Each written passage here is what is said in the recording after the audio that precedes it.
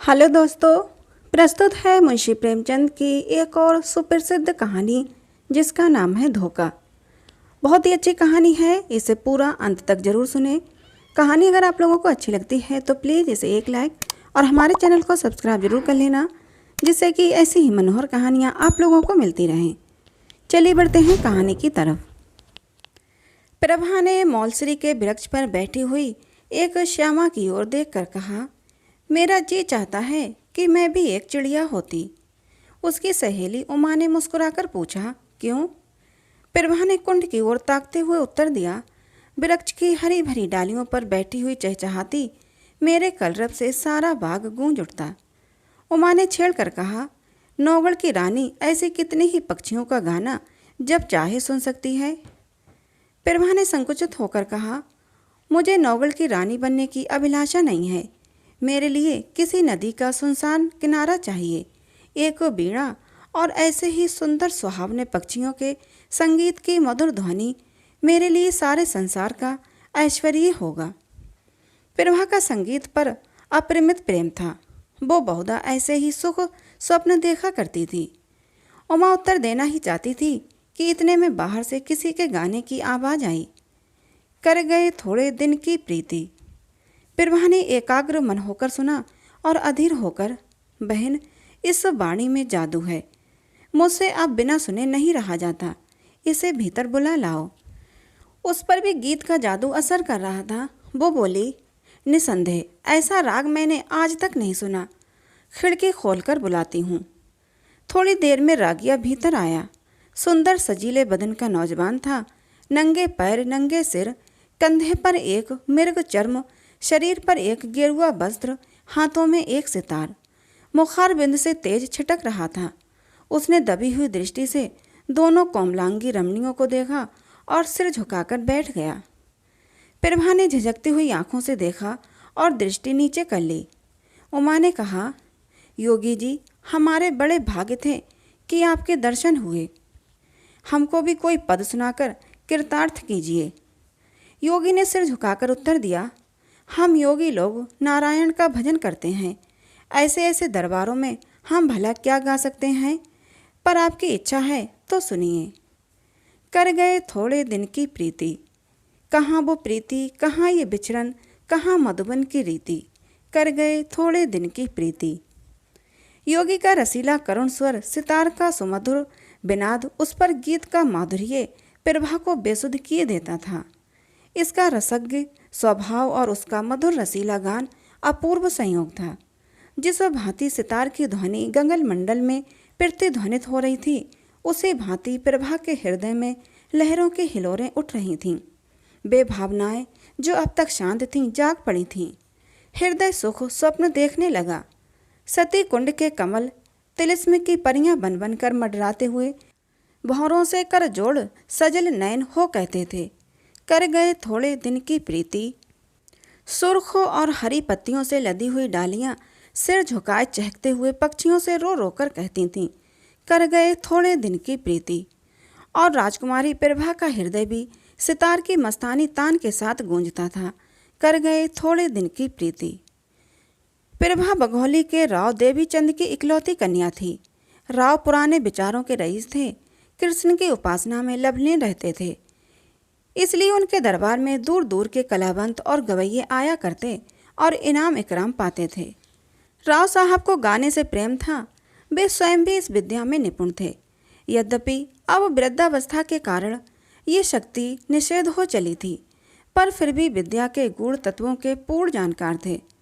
प्रभा बाल्यकाल से ही उनकी सोहबतों में बैठने लगी।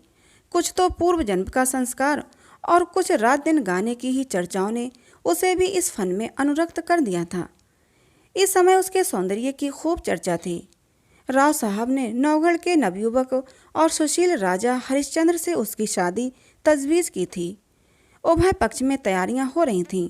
राजा हरिश्चंद्र मेयो कॉलेज अजमेर के विद्यार्थी और नई रोशनी के भक्त थे। उनकी आकांक्षा थी कि उन्हें एक बार राजकुमारी प्रभा से साक्षात्कार होने और प्रेमालाप करने का अवसर दिया जाए, किंतु राव साहब इस प्रथा को दूषित समझते थे। प्रभा राजा हरिश्चंद्र के नवीन विचारों की चर्चा सुनकर इस संबंध से बहुत संतुष्ट न थी, पर जब से उसने इस प्रेममय युवा योगी का गाना सुना था, तब से तो वो उसी के ध्यान में डूबी रहती। उमा उसकी सहेली थी। इन दोनों के बीच कोई पर्दा न था, परंतु इस भेद को प्रभा ने उससे भी गुप्त रखा। उमा उसके स्वभाव से परिचित थी, ताड़ गई, परंतु उसने उपदेश करके इस अग्नि को भड़काना उचित न समझा। उसने सोचा कि थोड़े दिनों में ये अग्नि आप ही आप शांत हो जाएगी। ऐसी लालसाओं का अंत प्रायः इसी तरह हो जाया करता है। किंतु उसका अनुमान गलत सिद्ध हुआ। योगी की वो मोहिनी मूर्ति कभी प्रभा की आंखों से न उतरती।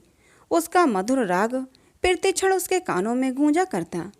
उसी कुंड के किनारे वो सिर झुकाए सारे दिन बैठी रहती। कल्पना में वही मधुर हृदय गिराही राग सुनती और वही योगी की मनोहारिणी मूर्ति देखा करती। कभी कभी तो उसे ऐसा भास होता कि बाहर से ही आवाज़ आ रही है। वो चौंक पड़ती और तृष्णा से प्रेरित होकर वाटिका की चार दीवारी तक जाती और वहाँ से निराश होकर लौट आती। फिर आप ही विचार करती, ये मेरी क्या दशा है, मुझे ये क्या हो गया है। मैं हिंदू कन्या हूँ, माता पिता जिसे सौंप दें उसकी दासी बनकर रहना मेरा धर्म है। मुझे तन मन से उसकी सेवा करनी चाहिए। किसी अन्य पुरुष का ध्यान तक मन में लाना मेरे लिए पाप है। आह, ये कलुषित हृदय लेकर मैं किस मुंह से पति के पास जाऊंगी। इन कानों से क्यों कर प्रणय की बातें सुना करूंगी, जो मेरे लिए व्यंग से भी अधिक कर्ण कटु होंगी। इन पापी नेत्रों से वो प्यारी प्यारी चितवन कैसे देख सकूंगी, जो मेरे लिए वज्र से भी हृदय भेदी होगी। इस गले में वे मृदुल प्रेम बाहु पड़ेंगी, जो लौह दंड से भी अधिक भारी और कठोर होंगे। प्यारे, तुम मेरे हृदय मंदिर से निकल जाओ। ये स्थान तुम्हारे योग्य नहीं। मेरा वश होता तो तुम्हें हृदय की सेज पर सुलाती, परंतु मैं धर्म की रस्सियों में बंधी हुई हूँ। इसी तरह 1 महीना बीत गया। ब्याह के दिन निकट आते जाते थे और प्रभा का कमल सम्मुख कुम्हलाया जाता था। कभी कभी विरह वेदना एवं विचार विप्लव से व्याकुल होकर उसका चित्त चाहता कि सती कुंड की गोद में शांति लूं, किंतु राव साहब इस शोक में जान ही दे देंगे, ये विचार कर वो रुक जाती थी। सोचती, मैं उनकी जीवन सर्वस्व हूँ।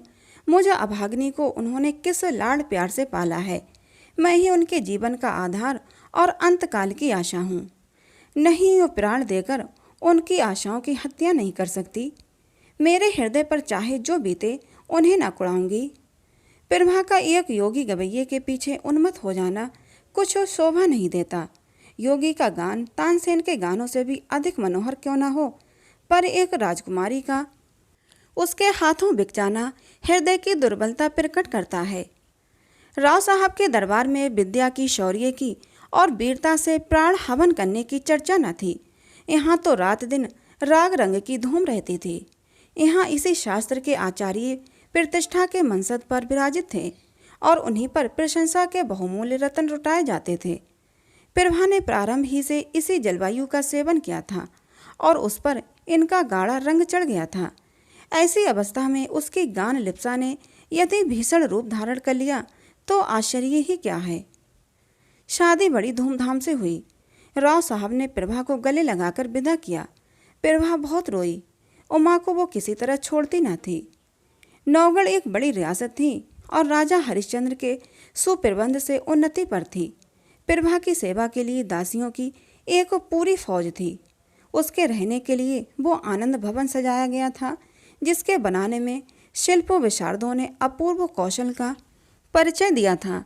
श्रृंगार चतुराओं ने दुल्हन को खूब संवारा। रसीले राजा साहब अधरा मृत के लिए बेहाल हो रहे थे। अंतापुर में गए। प्रभा ने हाथ जोड़कर सिर झुकाकर उनका अभिवादन किया। उसकी आंखों से आंसू की नदी बह रही थी। पति ने प्रेम के मद में मत होकर घूंघट हटा दिया। दीपक था पर बुझा हुआ, फूल था पर मुरझाया हुआ। दूसरे दिन से राजा साहब की ये दशा हुई कि भौरे की तरह प्रतिक्षण इस फूल पर मंडराया करते। न राजपाट की चिंता थी, न सैर और शिकार की परवाह। प्रभा की बाड़ी रसीला राग थी, उसकी चितवन सुख का सागर और उसका मुख चंद्र आमोद का सुहावना कुंज। बस प्रेम मद में राजा साहब बिल्कुल मतवाले हो गए थे। उन्हें क्या मालूम था कि दूध में मक्खी है। ये असंभव था कि राजा साहब के हृदयहारी और सरस व्यवहार का, जिसमें सच्चा अनुराग भरा हुआ था, प्रभा पर कोई प्रभाव न पड़ता। प्रेम का प्रकाश अंधेरे हृदय को भी चमका देता है। प्रभा मन में बहुत लज्जित होती। वो अपने को इस निर्मल और विशुद्ध प्रेम के योग्य न पाती थी। इस पवित्र प्रेम के बदले में उसे अपने कृत्रिम रंगे हुए भाव प्रकट करते हुए मानसिक कष्ट होता था। जब तक राजा साहब उसके साथ रहते, वो उनके गले लता की भांति लिपटी हुई घंटों प्रेम की बातें क्या करती थी। उनके साथ सुमन वाटिका में चुहल करती, उनके लिए फूलों का हार गूंथती और उनके गले में हाथ डालकर कहती, प्यारे देखना ये फूल मुरझा न जाए, इन्हें सदा ताज़ा रखना। वो चांदनी रात में उसके साथ नाव पर बैठकर झील की सैर करती और उन्हें प्रेम का राग सुनाती। यदि उन्हें बाहर से आने में जरा भी देर हो जाती तो वो मीठा मीठा उल्हाना देती, उन्हें निर्दय तथा निष्ठुर कहती। उनके सामने वो स्वयं हंसती, उनकी आंखें हंसती और आंखों का काजल हंसता था। किंतु आह, जब ये अकेली होती, उसका चंचल चित्त उड़कर उसी कुंड के तट पर जा पहुंचता। कुंड का वो नीला नीला पानी, उस पर तैरते हुए कमल और मौलसरी की वृक्ष पंक्तियों का सुंदर दृश्य आंखों के सामने आ जाता। उमा मुस्कुराती और नजाकत से लचकती हुई आ पहुंचती, तब रसीले योगी की मोहनी छवि आंखों में आ बैठती और सितार के सुलसित स्वर गूंजने लगते। कर गए थोड़े दिन की प्रीति। अब वो एक दीर्घ निश्वास लेकर उठ बैठती और बाहर निकलकर पिंजरे में चहकते हुए पक्षियों के कलरव में शांति प्राप्त करती। इस भांति ये स्वप्न तिरोहित हो जाता। इसी तरह कई महीने बीत गए। एक दिन राजा हरिश्चंद्र प्रभा को अपनी चित्रशाला में ले गए। उसके प्रथम भाग में ऐतिहासिक चित्र थे। सामने ही शूरवीर महाराणा प्रताप सिंह का चित्र नजर आया। मुखार बिंद से वीरता की ज्योति स्फुटित हो रही थी। तनिकों और आगे बढ़कर दाहिनी ओर स्वामी भक्त जगमल, बीरबल सांगा और दिलेर दुर्गादास विराजमान थे। बाईं ओर उदार भीम सिंह बैठे हुए थे। राणा प्रताप के सम्मुख महाराष्ट्र केसरी वीर शिवाजी का चित्र था। दूसरे भाग में कर्म योगी कृष्ण और मर्यादा पुरुषोत्तम राम विराजते थे। चतुरों चित्रकारों ने चित्र निर्माण में अपूर्व कौशल दिखलाया था।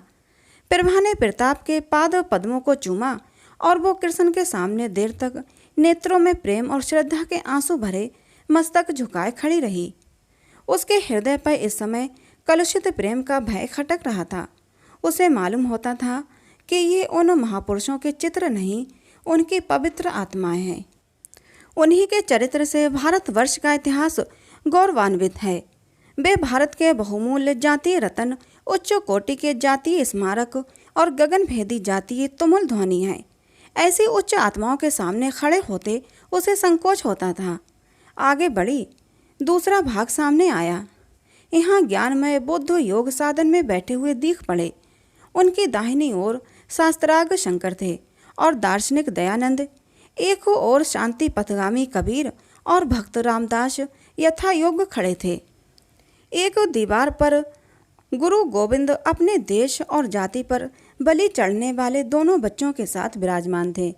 दूसरी दीवार पर वेदांत की ज्योति फैलाने वाले स्वामी रामतीर्थ और विवेकानंद विराजमान थे। चित्रकारों की योग्यता एक एक अव्यय से टपकती थी। प्रभा ने इनके चरणों पर मस्तक टेका। वो उनके सामने सिर न उठा सकी। उसे अनुभव होता था कि उनकी दिव्य आंखें उसके दूषित हृदय में चुभी जाती हैं। इसके बाद तीसरा भाग आया। ये प्रतिभाशाली कवियों की सभा थी। सर्वोच्च स्थान पर आदिकवि वाल्मीकि और महर्षि वेद व्यास सुभूषित थे। दाहिनी ओर श्रृंगार रस के अद्वितीय कवि कालिदास थे। बाईं तरफ गंभीर भाव से पूर्ण भवभूति निकट ही भर्तृहरि अपने संतोष आश्रम में बैठे हुए थे। दक्षिण की दीवार पर राष्ट्रभाषा हिंदी के कवियों का सम्मेलन था। सहृदय कवि सूर तेजस्वी, तुलसी, सुकवि केशव और रसिक बिहारी यथाक्रम विराजमान थे। सूरदास से प्रभा का अगाध प्रेम था। वो समीप जाकर उनके चरणों पर मस्तक रखना ही चाहती थी कि अकस्मात उन्हीं चरणों के सम्मुख सर झुकाए उसे एक छोटा सा चित्र दिख पड़ा। प्रभा उसे देखकर चौंक पड़ी। ये वही चित्र था जो उसके हृदय पट पर खिंचा हुआ था। वो खुलकर उसकी तरफ ताक न सकी, दबी हुई आंखों से देखने लगी। राजा हरिश्चंद्र ने मुस्कुराकर पूछा, इस व्यक्ति को तुमने कहीं देखा है? इस प्रश्न से प्रभा का दिल कांप उठा। जिस तरह मृग शावक ब्याहत के सामने व्याकुल होकर इधर उधर देखता है, उसी तरह प्रभा अपनी बड़ी बड़ी आंखों से दीवार की ओर ताकने लगी। सोचने लगी, क्या उत्तर दूं? इसको कहीं देखा है? उन्होंने ये प्रश्न मुझसे क्यों किया? कहीं ताड़ तो नहीं गए? नारायण, मेरी पत तुम्हारे हाथ है, क्यों कर इनकार करूं? मुंह पीला हो गया, सिर झुकाकर छीड़ स्वर से बोली, हाँ, ध्यान आता है कि कहीं देखा है। हरिश्चंद्र ने कहा, कहाँ देखा है? प्रभा के सिर में चक्कर सा आने लगा। बोली, शायद एक बार ये गाता हुआ मेरी वाटिका के सामने जा रहा था। उमा ने बुलाकर इसका गाना सुना था। हरिश्चंद्र ने पूछा, कैसा गाना था? प्रभा के होश उड़ गए। सोचती थी, राजा के इन सवालों में जरूर कोई बात है, देखूं लाज रहती है या नहीं। बोली, उसका गाना ऐसा बुरा न था। हरिश्चंद्र ने मुस्कुरा कर कहा, क्या गाता था? प्रभा ने सोचा, इस प्रश्न का उत्तर दे दूं तो बाकी क्या रहता है। उसे विश्वास हो गया कि आज कुशल नहीं है। वो छत की ओर निहारती हुई बोली, सूरदास का कोई पद था। हरिश्चंद्र ने कहा, ये तो नहीं था। कर गए थोड़े दिन की प्रीति। प्रभा की आंखों के सामने अंधेरा छा गया, सिर घूमने लगा। वो खड़ी न रह सकी, बैठ गई और हताश होकर बोली, हाँ, यही पद था। फिर उसने कलेजा मजबूत करके पूछा, आपको कैसे मालूम हुआ? हरिश्चंद्र बोले, वो योगी मेरे यहाँ अक्सर आया जाया करता है, मुझे भी उसका गाना पसंद है, उसी ने मुझे ये हाल बताया था।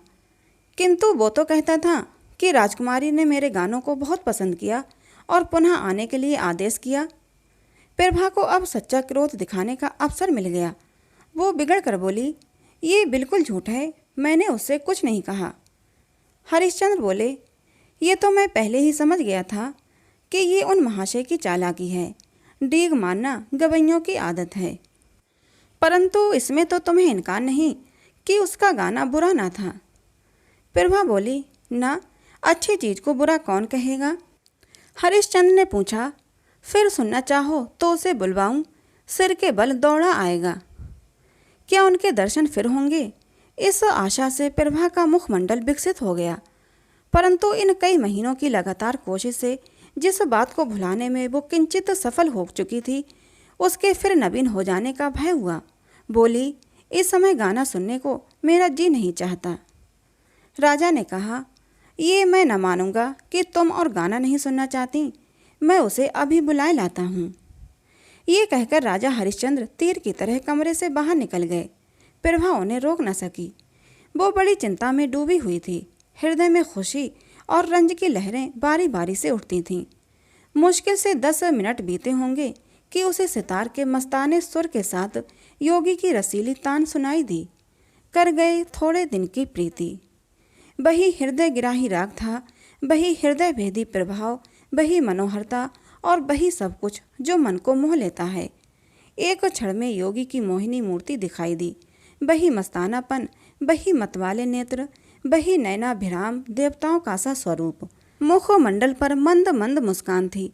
प्रभा ने उसकी तरफ सहमी हुई आंखों से देखा। एकाएक उसका हृदय उछल पड़ा। उसकी आंखों के आगे से एक पर्दा हट गया।